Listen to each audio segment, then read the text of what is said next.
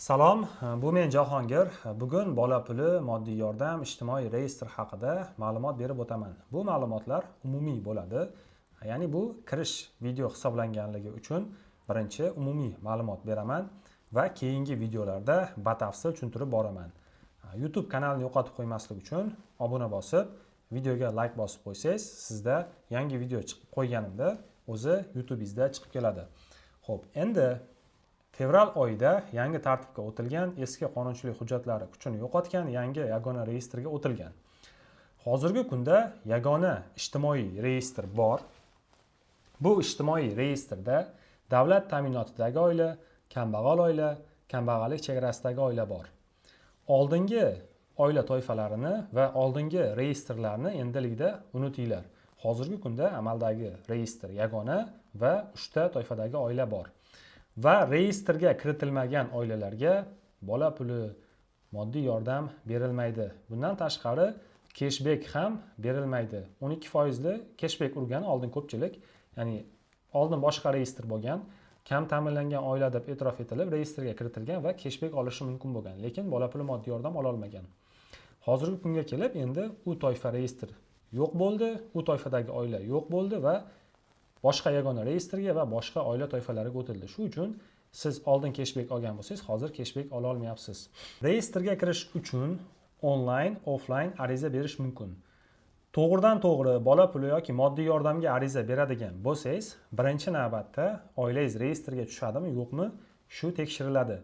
Agar oilangiz reyestrga tushadigan bo'lsa, reyestrning talablari bo'yicha tekshiruvdan o'tadi va reyestrga tushsa, keyin bola puli, moddiy yordamga arizangiz ko'rib chiqish bosqichiga o'tiladi.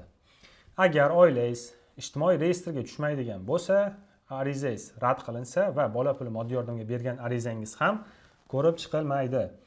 Demak, bola puli, moddiy yordam olish uchun ijtimoiy reyestrga kirgan bo'lishingiz kerak.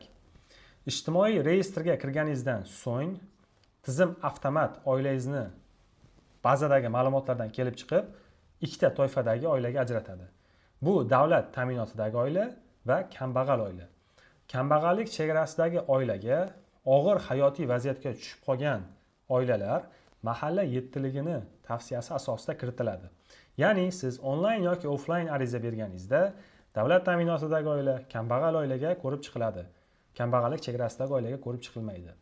Agar oila davlat ta'minotidagi kambag'al oiladan chiqariladigan bo'lsa, kambag'allik chegarasidagi oilaga o'tkaziladi.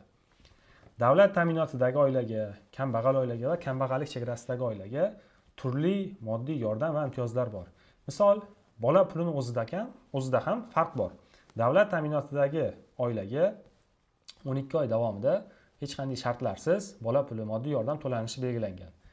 Kambag'al oilaga esa kambag'allik oilasi toifasiga kirgandan keyin 6 oy ichida ishsiz oila a'zosini ish bilan ta'minlashi yoki o'zini o'zi band qilishi kerak, shu shart bor. Agar o'zini o'zi band qilmasa yoki ishga joylashmasa, 6 oydan keyin bola puli, moddiy yordam to'xtatib qo'yiladi. Kambag'allik chegarasidagi oila toifasida esa 6 oy bola puli beriladi, moddiy yordam beriladi, undan keyin berilmaydi, to'xtaydi. Bola puli o'zi bola 18 yoshga, ya'ni oiladagi oxirgi bola 18 yoshga to'lguncha to'lanadi. Bizda ko'pchilikda xato tushuncha bor, bola puli 3 yoshgacha beriladi degan. Yo'q, qonunchilik bo'yicha bola pulini 18 yoshgacha olishingiz mumkin. Endi yana umumiy savollarga to'xtaladigan bo'lsam, bola puli, moddiy yordamga ariza berganingizda rad qilish asoslari boshqa, ijtimoiy reyestrga ariza berganingizda rad qilish asoslari boshqa. Lekin bola puli, moddiy yordamga ariza berganingizda asosiy rolni ijtimoiy reyestr o'ynaydi.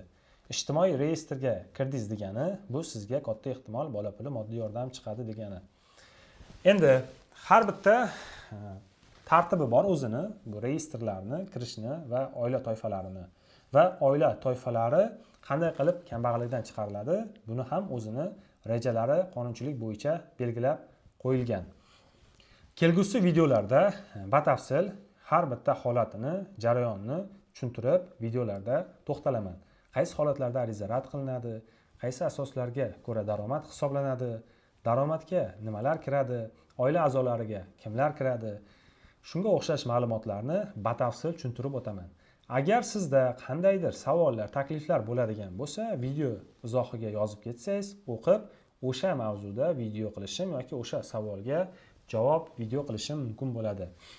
Endi hozirgi kunda ijtimoiy reyestr bola puli moddiy yordamga oid yagona Vazirlar Mahkamasining qarori bor. 35-son Vazirlar Mahkamasi qarori 29-yanvar 2026-yilda qabul qilingan. Bu qarorda ijtimoiy reyestrni yuritish tartibi, ijtimoiy reyestrga kiritilgan oilalarga individual reja ishlab chiqish, uni ijrosini ta'minlash, ijtimoiy reyestrga kiritilgan oilalarga bolalar nafaqasi moddiy yordam tayinlash va to'lash tartibi, tuman hokimliklari huzuridagi nizolarni hal qilish bo'yicha apellyatsiya kengashlari to'g'risida nizom.